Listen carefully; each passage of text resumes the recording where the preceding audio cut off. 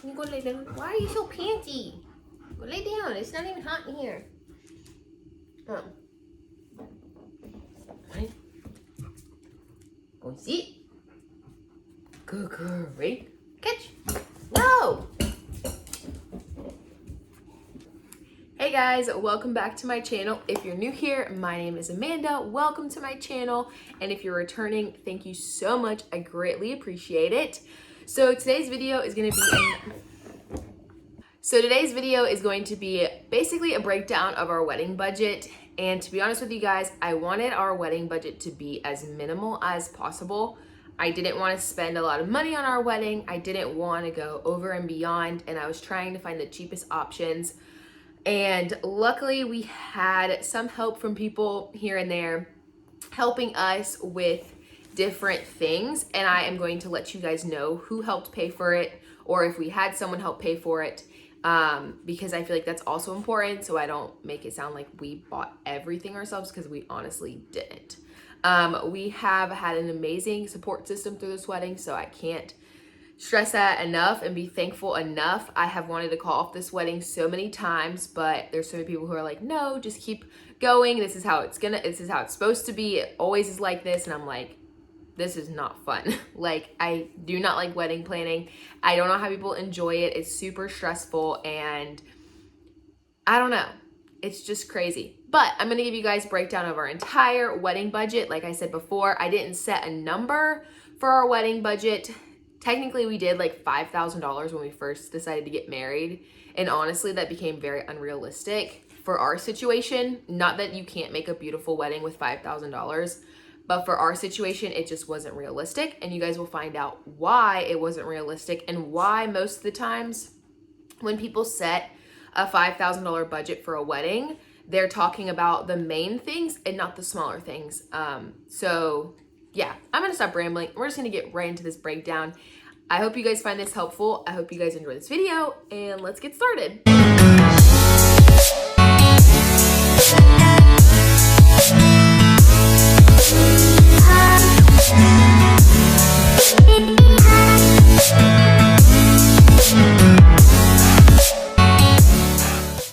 All right, so I want to do the major expenses first. So like the venue, the DJ, the photographer, all those big expenses that obviously, no squeaking it.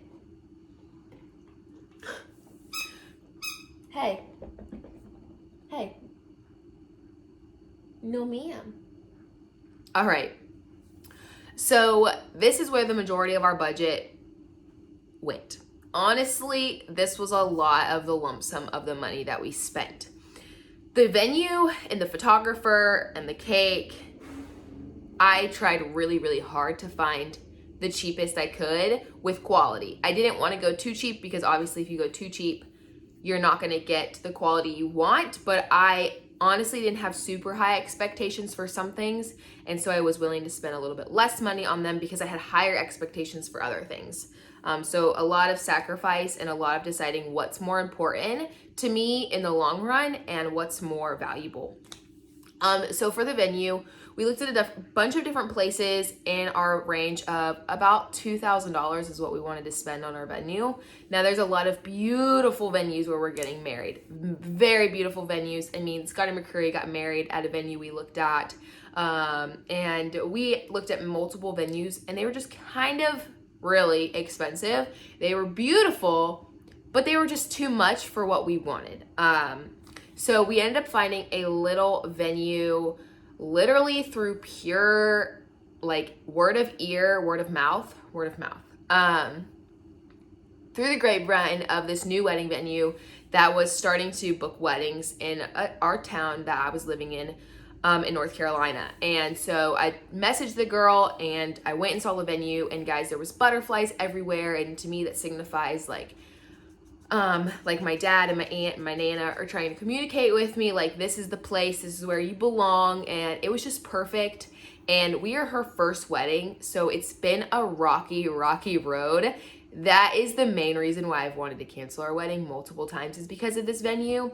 I feel like they didn't know exactly what was going to come with a wedding, and honestly, a lot comes with a wedding. So especially my wedding where I wanted to have a liquor bar and I wanted to have beer and booze and I wanted everyone to have a really good time because we're already married. So like the point of this was to have a celebration.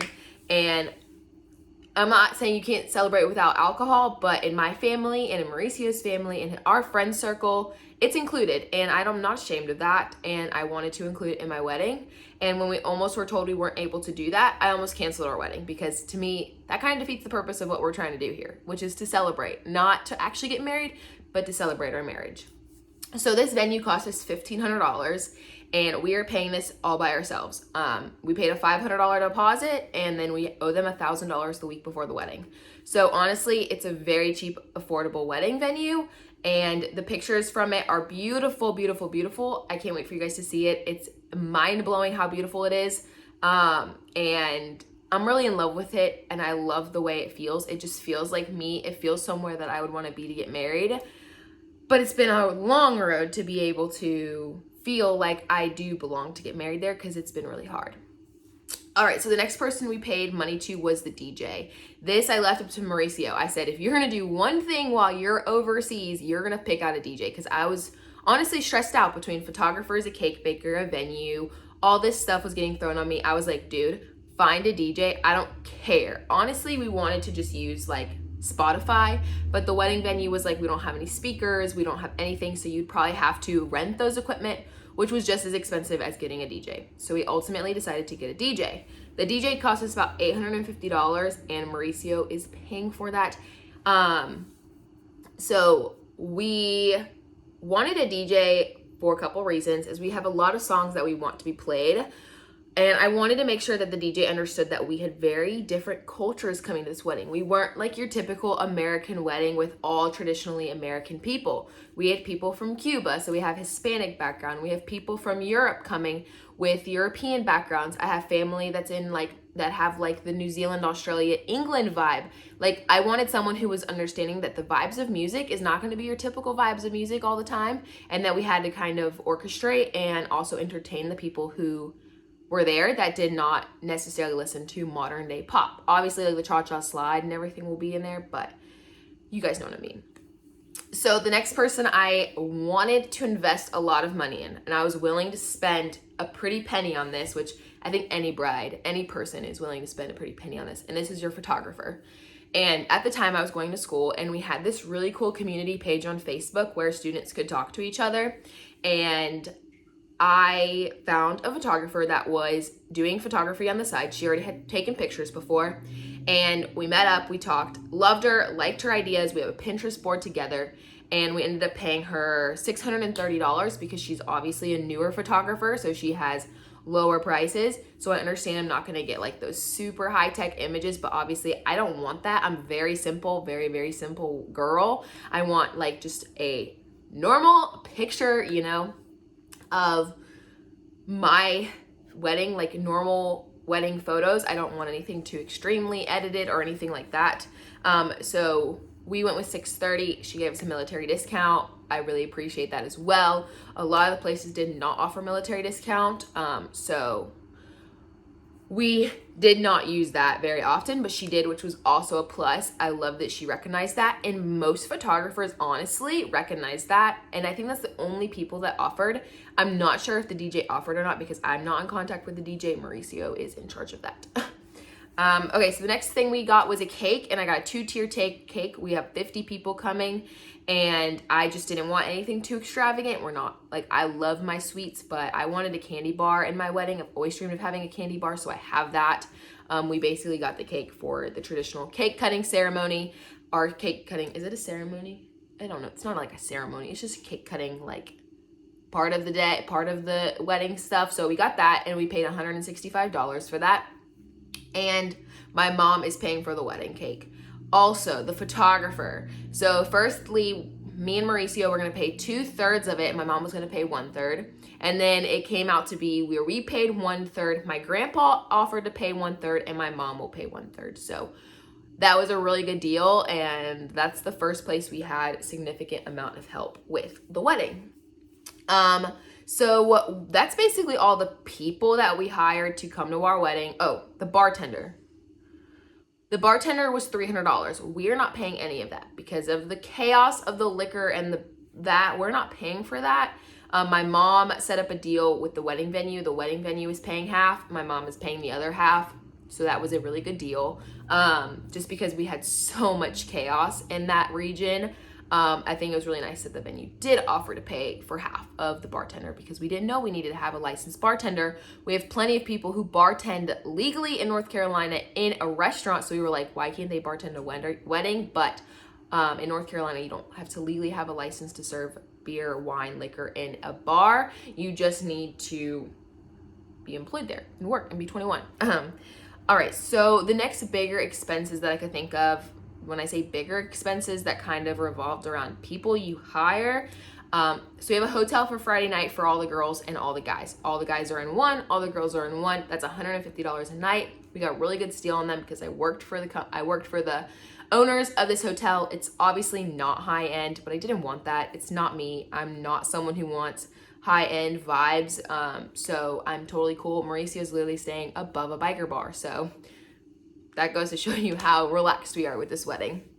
And then our Saturday hotel for me and Mauricio, we have not booked yet, but we've looked at multiple options like Airbnbs, and they are about in the $100 range. We saw about 85, 65, and usually after taxes, it will come up to about $100. So that is our goal budget for Saturday night. So obviously we're another big expense that we are going to have, and I want to include this in here because it's probably going to be a pretty penny, is we're both driving 13 hours to the wedding venue. I'm leaving in less than a week to go to the wedding up to the North Carolina, and Mauricio is not going until Thursday night. So we're driving separately. We also have a lot of stuff we have to bring with us. So we are going separately. So we're going to probably spend about $150 in traveling, food, coffee, I was going to say booze, gas. About $150 is my estimated price of how much it's going to take us to travel there and back. So I wanted to include the decorations. We've roughly spent about $800 on decorations. I'm going to do a completely separate video on decorations because I feel like it's just so many. I will do a complete breakdown in that video as well. So if you're interested, stay tuned for another video. But yeah, roughly $800 over the past year, I guess, of buying decorations and stuff. Not year, like 8 months maybe. So yeah. Next, we're going to move on to everything I bought for myself on this day. So anything that has to do with bride. So my dress was a steal, man. I tried on a dress I fell in love with, and it was almost $3,000, and I was going to pay it. I was 1,000,000% ready to put money on that dress and buy it because I loved it so much. But I just had this feeling in my heart that it wasn't the one, but I loved it. This is a weird feeling. So I left the dress to think about it and to sleep on it for a day, and I ended up not going back to buy it. I went back to Florida you're so cute. I went to Florida and we went to a bridal shop to try on bridesmaids dresses. Well, they had this sale racket with dresses that were $200 that were probably sample dresses. And I found the most beautiful dress ever for $200, and all it needed was to be altered. So I bought it. So my dress was $200. I don't know how much it actually ended up being with taxes and stuff, but it was about $200. The alterations for my dress: to hem it, fix the buttons in the back, fix the little hoopy loopies that go over the buttons, to alter the top, and I think that was all that we did. It was about $450 total for the entire dress. Then we have my shoes, which were $135. I know that's kind of pricey, but I just love these shoes, and I honestly just needed a shoe, and my grandpa did help pay for my wedding shoes.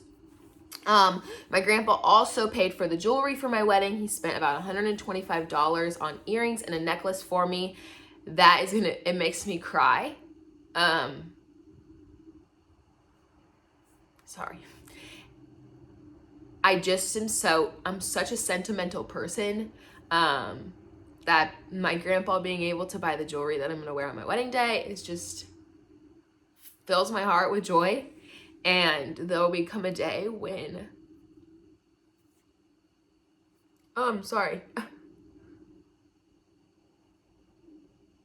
when I can pass those down to my daughter or my granddaughter or whatever, and they will be able to have a special story to them. So I'm really lucky for that because he's the only grandparent I have left, and he means the world to me. So it was really special for him to offer them and to go with me to buy them, because he's not in the best of health. So it was really special to be able to have that experience with him. Okay, so moving on, I got a veil. So the dress that I fell in love with had this beautiful train. Like, I mean, gorgeous train. I mean, it had the same shape and silhouette as the dress that I bought, and it had the same sort of like idea. The only thing that was the major difference was the train. The train is super simple on mine, and the one that I wanted was super extravagant. It had like a glitter layer, and it was just beautiful. So I went ahead and bought a veil that complemented my dress, that was able to add to my dress to give me that same vibe of the train. So the veil was about $200, and my mom bought that for me. And also my dress, I bought that, and then my best friend's dad, which is like also like a second dad to me, they're a second family to me, offered to pay for it. So that was very nice as well. Don't want to forget that. And then my garter was like $15. I got it at David's Bridal. My mom bought that for me. My mom loves going into David's Bridal, into that little section with all the accessories. She loves it. My rehearsal dinner dress I got on sale at JCPenney's for $20, and it was originally $90. So that was a real good steal. My haircut this past week was $50. That was included with the tip. And then my manicure, I'm estimating to be about $50, which would also include the tip. For Mauricio, as far as what Mauricio's bought for himself, it has just been the tux. Now, a lot of you guys are going to be wondering, why aren't you guys buying traditional wedding rings? Well, we really, really, really like our silicone wedding rings, and honestly,